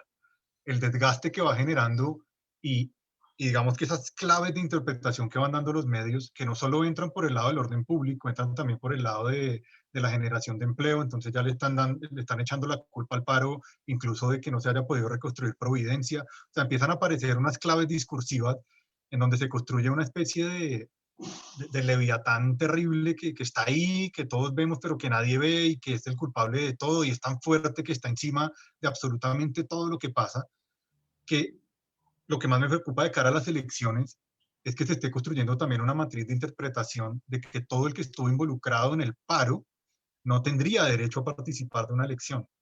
O no sería bueno que ganara un estudiante o un trabajador o un ciudadano común y corriente que simplemente se cansó de su realidad, salió a la calle, participó, las circunstancias lo vieron envuelto en un bloqueo, en un acto violento, y simplemente porque los medios construyen o simplemente perpetúan, porque es que esto no es nuevo, o sea, porque es tan fácil que los medios lo hagan y la gente lo compre, porque el discurso histórico frente a la legitimidad de las formas de acción colectiva en Colombia es un discurso de negación, es un discurso de crítica, es un discurso de cuestionamiento, es un discurso de condena, y yo creo que lo que ha generado tanta resistencia es que el paro haya durado tanto y que las formas de acción sigan estando siendo las mismas. El gobierno antes neutralizaba un paro en una semana. Incluso los paros estudiantiles no duraron tanto teniendo tanta fuerza y tanta masividad. Aquí estamos frente a un fenómeno totalmente distinto. Son ciudadanos comunes y corrientes, algunos organizados, otros no, unos más beligerantes, otros no tanto, pero se cansaron de la situación y eso es lo que los medios no han entendido y tampoco lo han entendido los políticos. Pero sí han querido tratar de construir esa matriz de interpretación de que esto es algo igual a lo que pasaba antes, igual a los otros paros, son los mismos con las mismas.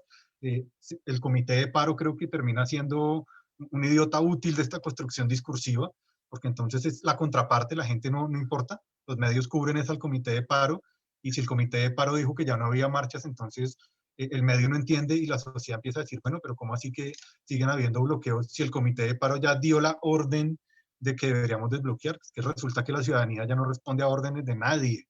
Son ciudadanos de toda naturaleza, de todo estrato, de toda extracción, de toda la geografía nacional, que simplemente se cansaron. Se cansaron y van a llevar ese cansancio hasta donde creo que el cuerpo les dé y el aguante les dé, y van a llegar a las elecciones queriendo influir en el siguiente panorama político porque se dan cuenta que los medios y que los políticos no los escucharon. Y creo que el panorama que se nos viene es bien complejo, pero a la vez bien interesante para este seguimiento. Yo por eso propondría siempre seguir en la línea de analizar procesos de comunicación. Si analizamos los medios, estamos analizando un 10% del panorama. Hoy creo que la comunicación se da más de manera emergente desde la ciudadanía. Los políticos tienen que ir a hablar con los ciudadanos, los medios están buscando a los ciudadanos. Creo que las agendas están emergiendo desde los ciudadanos, tanto en la calle como en las redes. Y creo que el énfasis debería ser por ese lado. Bueno, yo creo que ya empezamos a cerrar con la ronda que viene. Camila, si tienes la pregunta que hicieron en Facebook.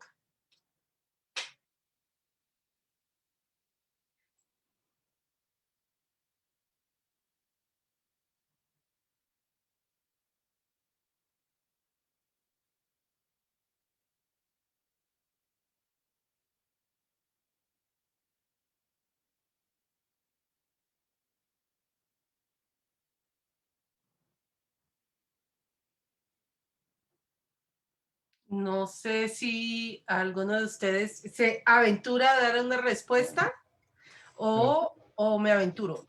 Bueno, aventúrese, Alejandra. Igual me parece que es un tema interesante porque tiene que ver con las nuevas preguntas que nos estamos haciendo y qué es un medio de comunicación. Partamos de eso, ¿no? ¿Qué es un medio de comunicación?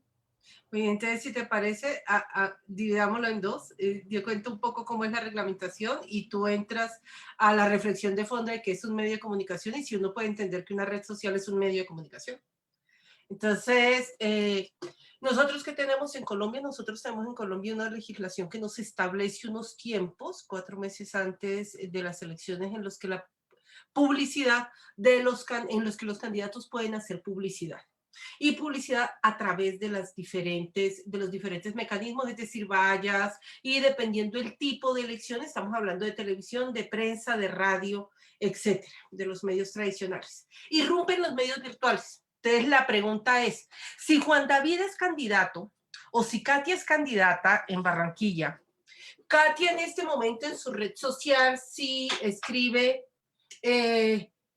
estoy comprometida con el trabajo ambiental de la ciudad y vamos a sembrar 100.000 árboles antes de marzo del próximo año.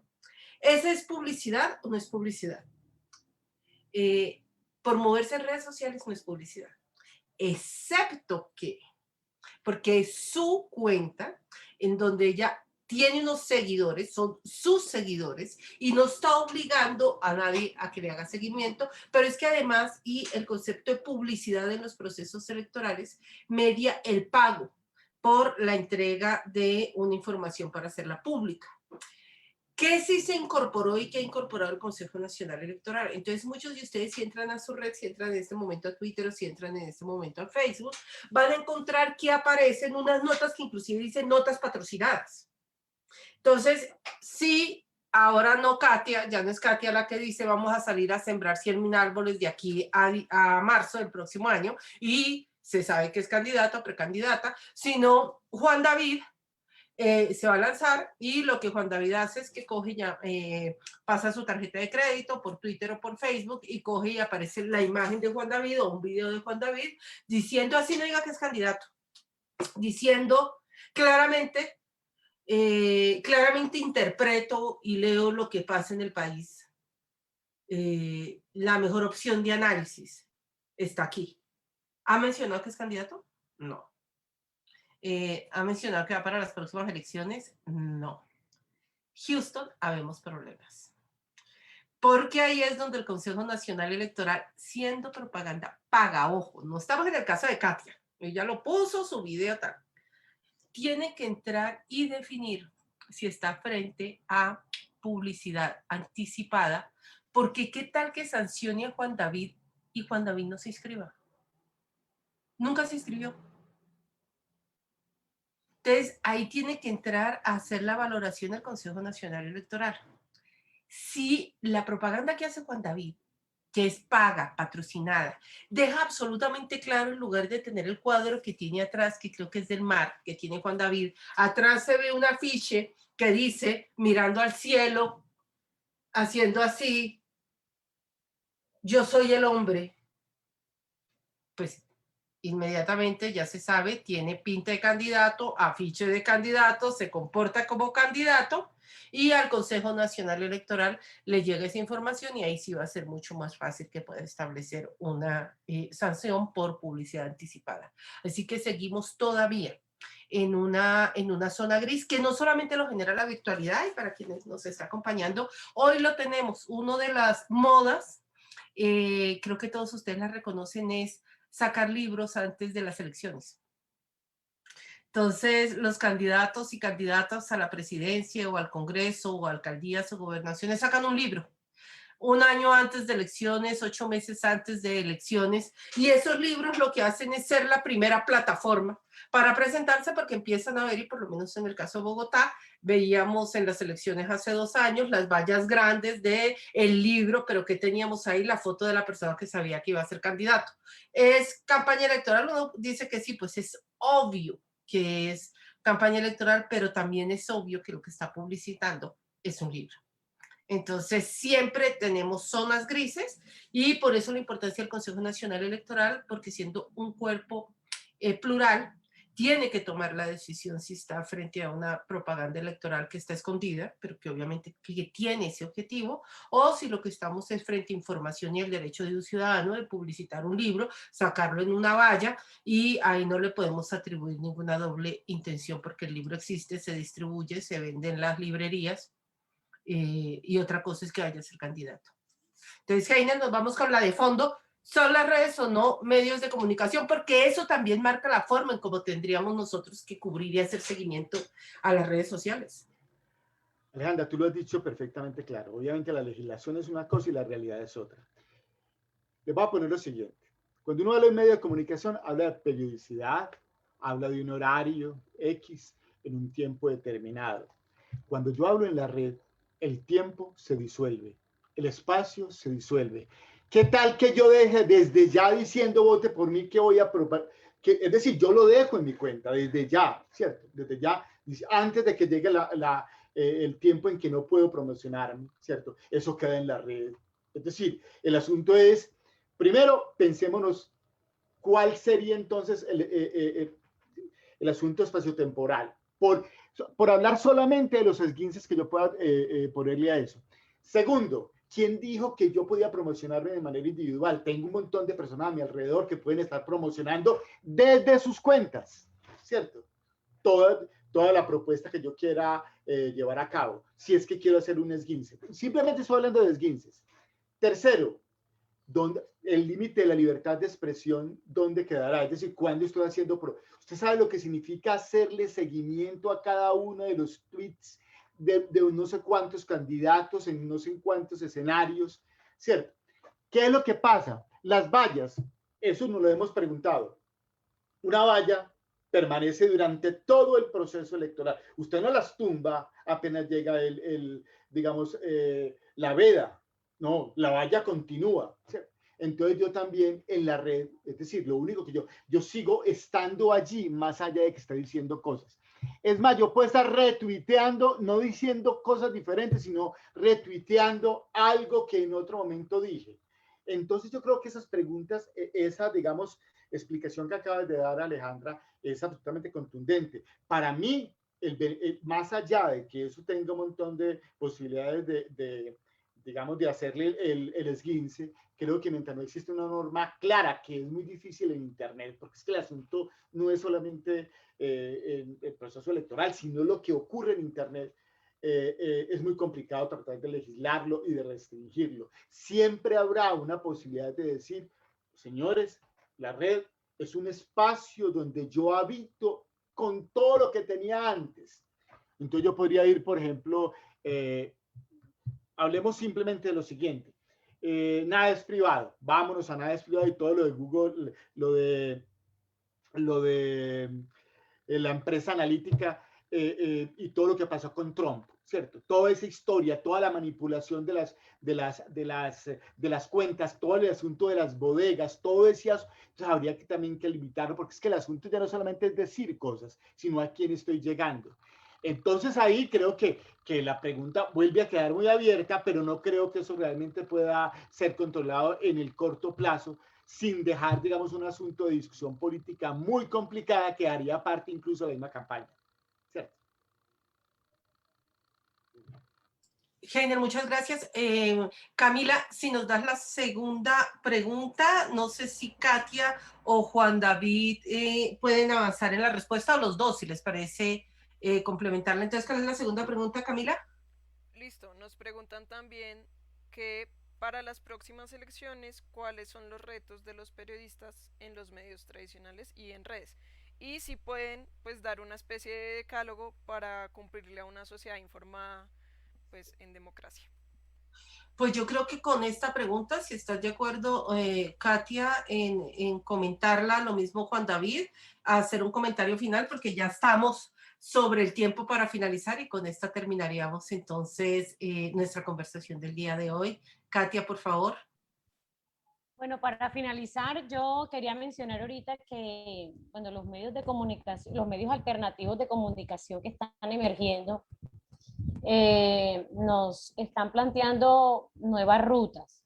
Y por supuesto, quienes consumen esos nuevos medios o o medios alternativos de comunicación social son también un público o una población que está exigiendo nuevos contenidos, nueva información, nuevas fuentes, nuevas narrativas, nuevos discursos, y yo me atrevería a decir nuevamente lo que ya he sostenido a lo largo del conversatorio, que a partir de ello se va a reconfigurar el panorama de los medios de comunicación y digamos que la relevancia que van a tener unos frente a otros.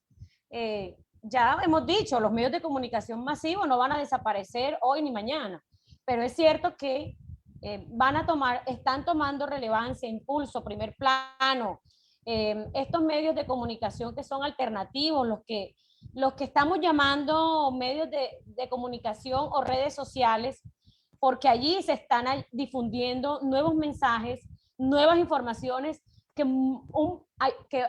un público mayoritario está consumiendo, o un público joven o un público nuevo está también consumiendo, y que puede, digamos que puede plantear una nueva dinámica o una nueva lógica frente a los medios de comunicación tradicionales.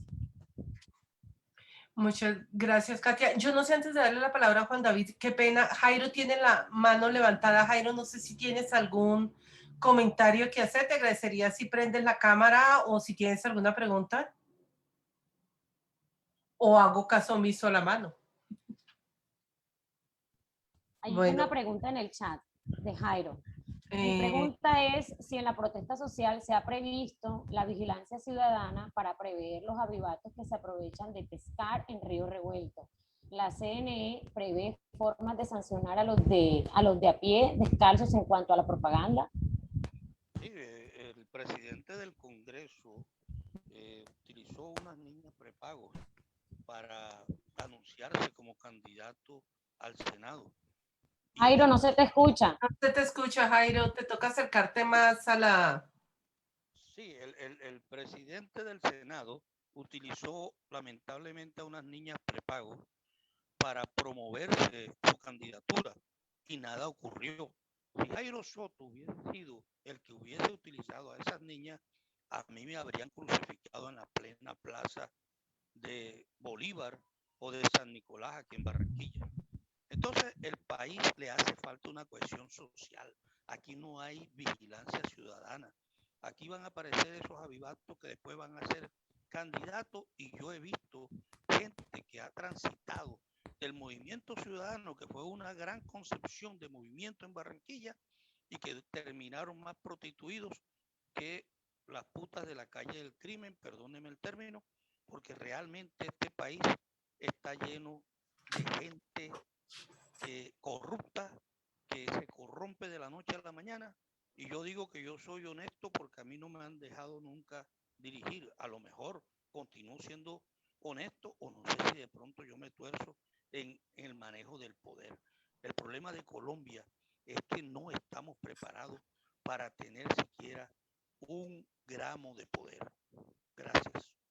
Gracias, Jairo. Bueno, Juan David, la reflexión final, que a mí me parece que da muy al lugar la pregunta, ¿no? Digamos, ¿cuál debe ser ese marco que se debería tener de cubrimiento, esos retos que tenemos de cubrimiento, que tienen los periodistas de cubrimiento para las próximas elecciones? ¿Y cuáles deberían ser como esos criterios de cubrimiento de los medios de comunicación para poder tener una información veraz? Bueno, es una pregunta complicada y muy amplia. Voy a tratar de dar como algunas impresiones, algunas opiniones. Yo creo que lo primero es un llamado a rescatar el componente ciudadano del proceso electoral. Si bien estamos más metidos en redes, vuelvo e insisto que gran parte de la información que aterriza a las redes viene también de los medios tradicionales. Entonces los ciudadanos necesitamos tener un papel más activo, menos, vamos a utilizar tu expresión, menos decorativo, menos elemento de paisaje del proceso electoral, y poder influir en la conformación de las agendas, o por lo menos que nos tomen en cuenta para ver cuáles son las discusiones, las necesidades, las prioridades que están atravesando los distintos ciudadanos. Un segundo tema es que, independiente de las líneas editoriales, como tú lo decías, no está mal que un medio tenga una línea editorial, de hecho está bien y sería mejor que fueran honestos y abiertos con relación a sus líneas editoriales, pero que eso no impidiera que fueran equilibrados y pluralistas. Yo puedo tener una línea editorial, pero debería permitir el espacio de hablar a cualquier candidato, independiente de si yo estoy de acuerdo o no con sus posiciones. Tercero, yo creería que revisar un poco esas rutinas y esas prácticas periodísticas y esas formas de cubrir. No sé si estos recorridos democráticos, estas caravanas electorales, aportan realmente información que permita a los ciudadanos tomar decisiones informadas. Yo voy un poco en la onda que tú planteas de que del medio uno esperaría lo que de pronto las redes no dan, y es el análisis, la reflexión, la complejidad, elementos de contexto, información para tomar decisiones, pero de nada me sirve a mí media hora de un periodista recorriendo 30 pueblos en una semana, en donde en cada pueblo se demora 10 segundos y muestra en un segundo una opinión de un ciudadano y en 9 segundos el hueco que hay que tapar. Eso no dice, no aporta, no está dándole un valor agregado a la información que están transmitiendo los medios de comunicación. Apelaría también un poco, y es un llamado y la conclusión eterna de nuestros estudios, a tener una perspectiva de género en el cubrimiento, a pensar que esto va más allá, obviamente, de un sistema que claramente pues, tiene unas concepciones muy masculinas, pero que cada vez más se abre no solo a las mujeres, sino a distintas expresiones desde la identidad de género que están dejando de ser movimientos sociales, se están convirtiendo en actores y en partidos políticos, a tener un poco más de apertura mental en ese espacio que se le abre a todas las voces, que vuelvo, insisto, independiente de que compartamos o no sus proyectos, sus demandas o sus reivindicaciones, pues es casi que una función social de los medios que todos los ciudadanos se enteren de quiénes están aspirando al poder y qué están proponiendo. Entonces yo creo que no hay fórmulas mágicas, yo creo que es un llamado más bien a dejar de pensar en los medios como vitrinas de legitimación de unos y de legitimación de otros, que sean sus propuestas las que le den el valor y el lugar indicado a cada cual y a cada uno, que sean los discursos, la elocuencia, la capacidad de persuasión y la capacidad de comunicación la que termine dándole el lugar a cada candidato y no el medio el que de entrada interponga unos obstáculos y casi que ponga unos puntos de partida diferentes para cada candidato y para cada partido. Yo creo que básicamente eso. Y obviamente pues en redes creo que estamos también como aprendiendo y todo el tiempo pasan cosas nuevas. Entonces no me atrevería a dar un decálogo, más allá de llamar un poco a la conversación o a tratar de darle esa conclusión a la conversación. Es que nos escuchemos y que por lo menos respondamos, porque es que seguramente vamos a una elección nuevamente donde, como bien lo decía Heiner, los candidatos entrarán a redes a publicar, simplemente a publicar, a informar, pero no a discutir, ni a hablar, ni a escuchar a las personas. Y creo que esa es la naturaleza de las redes sociales. Si no, nos quedamos con un corcho que volvimos, lo dejamos de tener pegado en la pared y lo pasamos a un celular. Y eso tampoco aporta a la democracia. Me encanta el corcho, ya no será en la pared, sino ahora somos más sofisticados y tenemos el mismo tablero, pero en el celular.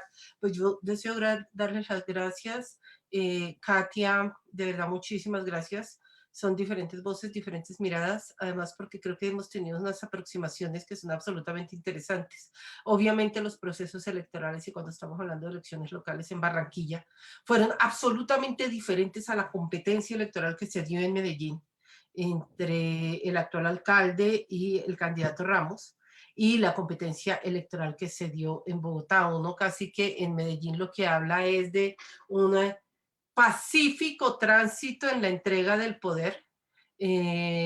Bogotá fue muy interesante esa competencia electoral y en Medellín también, digamos, fueron dos de las ciudades donde independientemente de la evaluación de la gestión que se haga de los dos actuales alcaldes, hubo un tránsito, es decir, hubo una disputa muy fuerte entre poderes tradicionales y nuevos poderes, sobre todo en Medellín y en Bogotá, de discursos políticos y frente a cuál era el tipo de ciudad que se buscaba.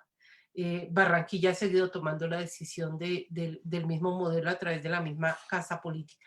Entonces, pues muchísimas gracias. Yo creo que esta es una conversación que sigue, porque uno de los temas más importantes que nos llama hoy es empezar a definir qué vamos a monitorear, cómo vamos a entender. Y me gusta como lo señalaba Juan David, quizás debemos hablar ya no de un monitoreo a la comunicación en los procesos electorales, sino a tratar de entender el proceso de comunicación en las elecciones. Y eso significa también otro marco lógico, otro marco mental de cómo nos aproximamos a la comprensión por parte de los ciudadanos de las elecciones. Entonces, dicho esto, Heiner, te despides tú entonces y terminamos aquí la transmisión y la conversación del día de hoy. Pero yo me voy a despedir. Primero, no quiero dejar pasar, pues, tener a Alejandra cerquita para generar un poco un vínculo protocolario de lo que va a venir más adelante, cómo podíamos, no lo vamos a resolver ya mismo, pero para saber un poco nosotros que nos estamos reuniendo con alguna periodicidad a las universidades, para saber cuándo podemos contar con usted, de qué manera nos podemos acercar, porque de todas maneras hay que comenzar a pensar institucionalmente en lo que viene. Entonces me parece, pues sería muy importante que nos diera una lucecita. Y yo simplemente quiero terminar un poco en la dirección que hemos conversado ahorita. Los medios de comunicación son apenas una voz en el coro y tenemos que comenzar a analizar el coro. El coro implica otras voces, pero obviamente no podemos dejar por fuera los medios de comunicación tradicionales porque siguen siendo una voz en el coro, no la podemos sacar, solo que no son el coro.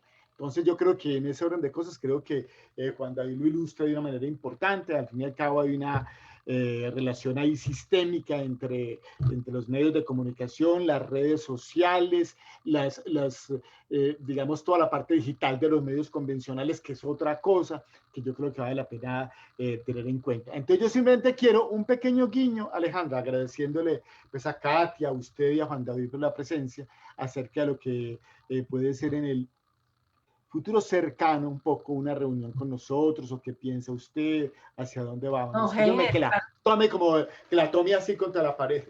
No, clarísimo. Yo sí creo que es muy importante que empecemos ya a tejer la forma en cómo vamos a abordar las elecciones del próximo año.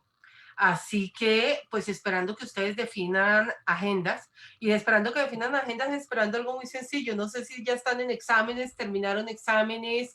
Yo creo que ahora el tema de la virtualidad nos ayuda mucho. Era súper interesante cuando teníamos la posibilidad de reunirnos en Bogotá, pero el tema de la virtualidad también nos permite poder cuadrar en una agenda la posibilidad de reunirnos todos, porque esta conversación tiene que seguir en una mesa entre nosotros, porque creo que estamos viendo la complejidad de las próximas elecciones y estamos avanzando frente a la forma en cómo queremos empezar a cómo queremos seguir entendiendo la forma en que se presenta la información a los ciudadanos, la forma en que los ciudadanos están también presentando la información, y en últimas, qué es lo que consumimos. Si también va a ser necesario pasar por el Congreso una ley que diga, ojo, mucha grasa, alto contenido de grasa, alto contenido tóxico, no consuma eso. Miradas más reflexivas. La prensa colombiana tiene una muy interesante, creo que ya espejo o comparación, y creo que ya todos estamos consumiendo mucho más prensa internacional. Y se están haciendo unas cosas maravillosas. Yo mantengo enamorada de la BBC, del País, mantengo de Alemania, del medio público alemán, y creo que allí hay unos retos muy interesantes de la Dolce, sí, también de Italia. Creo que hay unos retos muy interesantes frente a la forma de transmitir información, haciendo también pedagogía y facilitando la comprensión. Y esos medios de comunicación que son los tradicionales, creo que han demostrado que en calidad, en densidad, en capacidad de análisis, lograron reinventarse muy bien frente a las redes. Es decir, creo que tenemos bastantes conversaciones, la agenda depende de ustedes, y con mucho gusto nos sentamos, porque esto hay que empezarlo a tejer ya. Bueno, muchísimas gracias. No, muchas gracias. Muchas gracias. Termina Un abrazo a todos.